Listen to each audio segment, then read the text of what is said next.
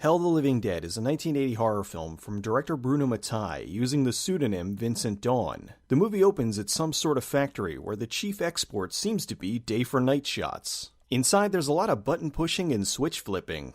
Oh, so here's where all those Obama helmets went. They're getting ready to run some sort of big test, and apparently these green lights tell them everything they need to know. Normal reading on line axis, 0 overflow. Request immediate action. Temperature? Temperature normal, Professor Barrett. Outflow? Normal. Down near the reactor core, two professionals are having a very important discussion. You may not know much about chemistry, but in bed her reactions are terrific. I'm not surprised with that cute little ass. I'm a tip man myself. The guys discover something. My God, the needle's running right off the scale. Yes, because you're turning the dial. These radiation suits don't seem too secure. They discover there's a radiation leak, so they go to manually shut it down. Keep back, we may get some fireworks. Nope, not on this budget. One of the guys finds a rat left over from one of Mattei's other films. He thinks it's dead, but surprise! The rat makes its way up to the not-so-secure suit and has lunch. He hits a valve, which releases a smoke bomb, and the reactor goes haywire. The scientists rush to the main board. Those green buttons are goddamn liars! Things don't seem to be going so well for... Operation Sweet Death. Operation Sweet Death? Who would sign up for this? So one rat and a clumsy scientist are enough to cause a complete meltdown? The scientists go to investigate the leak. They find the dead guy, who's now a zombie. The head scientist rushes off and into some of the laziest zombie actors ever. Way to phone it in, guys. This looks like a zombie picnic. Good idea! Take off your gas mask and breathe in that toxic zombie gas. Outside the facility, these guys don't seem too concerned about the alarm. The scientist returns to his office to do some karaoke. In another part of town, a bunch of cops have surrounded the American consulate building, where some terrorists have taken hostages. These guys look bored, this guy thinks it's casual Friday, and this guy has horrible trigger discipline. I thought we agreed only I was going to wear the blue suit on Mondays. Now we all look silly. Lieutenant London, the leader of the Special Forces team, gives some very good advice. Just be careful you don't get your balls wasted.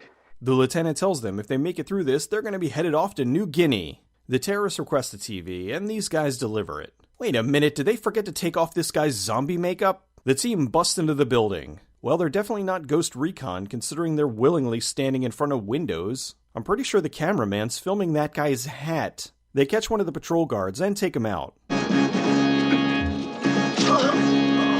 The team very sloppily kills the terrorists. The team then is magically teleported to New Guinea. I thought you said this would be a vacation. Why are we hanging around a cannibal graveyard? They're trying to contact the base, but no one's answering. Over in town, a group are looking for help because one of them has a nasty injury. Apparently they're reporters trying to find some kind of lost idol. Lee and the camera guy search the buildings, but everything's abandoned. The wife wanders into a building, and the music kicks on, so that must mean that something bad is about to happen. Yep, there it is. Back in the car, the kid is now a zombie. Look at this. This little kid's giving a better zombie performance than the guys back at the facility. Lee and camera guy find some delicious green water. I'm starting to think this guy's really Tony Iommi. Just then, Steve West jumps out of the water. Tell him you're Ted Nelson! Dr. Ted Nelson! Don't worry, lady, he's not trying to kill you. You just missed the sign. The squad sees the town, so they go to investigate. Lee and camera guy are surrounded by zombies. Well, really, it's just 3.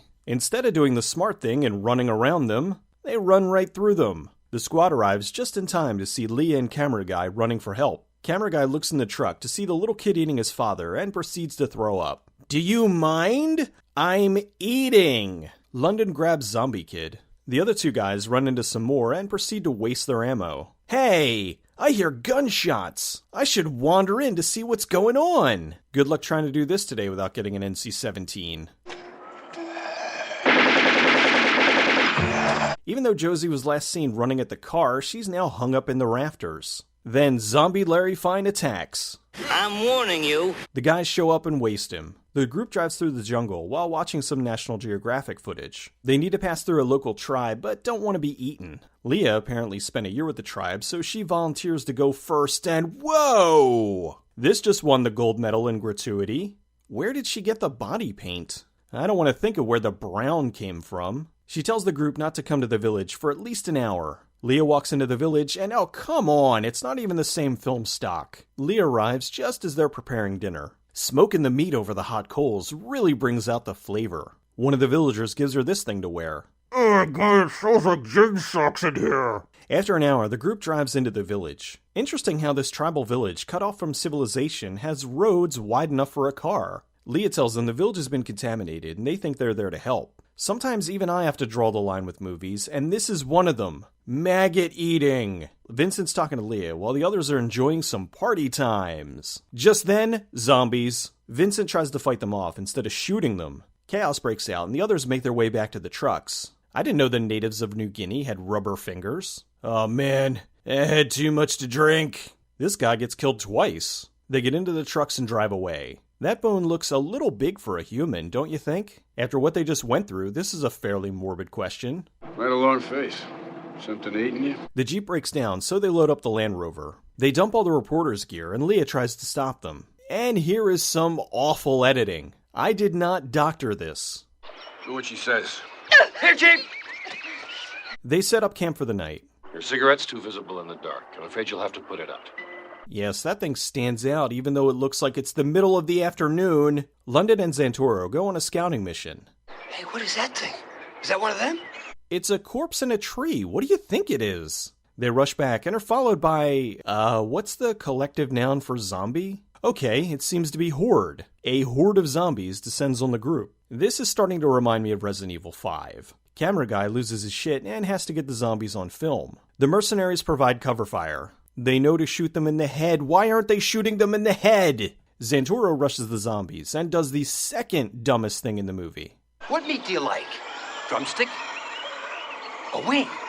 Somehow he manages to not get eaten. They get in the truck and head out. Meanwhile, the radio says the gas cloud has spread over much of the world. They stop at a house for some reason. Over in the pool, hey, I recognize that guy. He was in Teenagers from Outer Space. In a stunning move of complete stupidity, they separate to search the house. Okay, remember the second dumbest thing? This is the dumbest. People are dying left and right and there's zombies everywhere? What better time than now to put down your guns, dress in a tutu, and dance around like an idiot? You deserve this. The group finds Osborn being eaten. Leah backs up to the window, and you know what's coming. Thankfully, Leah gets rescued. Santoro creates a diversion so they can escape. The next day, bats. Santoro suddenly realizes he can put his hat on backwards. Yes! Now I can finally wrestle Bull Hurley! On second thought, never mind. They head all the way to the river so they can take the boat to the Hope facility and finish their mission. This looks a lot like an ocean. The zombies very half-heartedly follow them into the water. They finally get to the Hope facility, and somehow it's not crawling with zombies. They head inside and find the freight elevator. Okay, everybody, back up to the door! There's no way it could be filled with zombies! There goes camera guy. And there goes Santoro. They head outside and London gets bit. They go inside to find the audio explaining what happened. Lee and Vincent head to the basement. Look at all these well-trained zombies, walking all single file downstairs.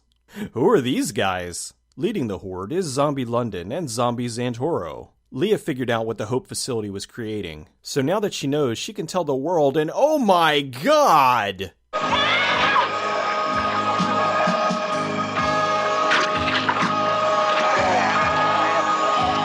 I can honestly say I was not expecting this. In another part of the world, a guy is desperately trying to get his girlfriend to have sex. The girl gets eaten, and the guy tries to get away, but then he gets attacked. The movie was filmed mostly in Spain. Being an international exploitation film, the movie has a few titles: Zombie Creeping Flesh, Night of the Zombies, Virus, Hell of the Living Death, Cannibal Virus, Zombie of the Savannah, Virus, Hell of the Living Dead, and Hell of the Living Dead. The movie was written by Bruno Mattei's frequent working partner, Claudio Fragasso. Even though he wasn't credited, Fragasso directed nearly half the film. The movie was written as an attempt to cash in on the overwhelming success of Dawn of the Dead in 1978. The movie was originally much larger in scope, with military forces fighting armies of zombies. However, due to obvious budget restraints, it had to be dialed back. Way back. The movie was shot in 4 weeks, in and around Barcelona. After the film was shot, they realized with the footage they had, the movie made no sense. Mattei and Fragasso met with the producers and came up with a solution.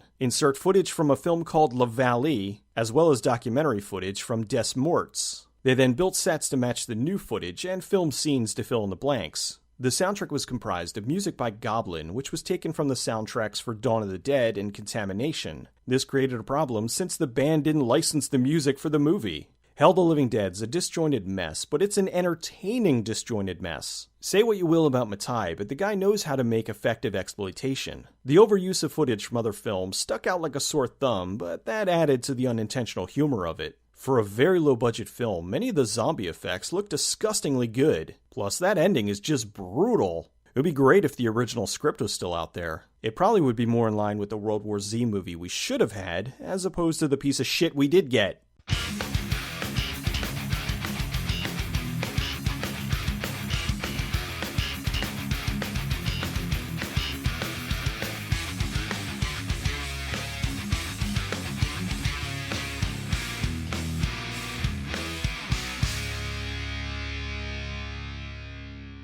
Suppose we'd met at a cocktail party in Washington. And we liked each other. We'd be in this act together by now.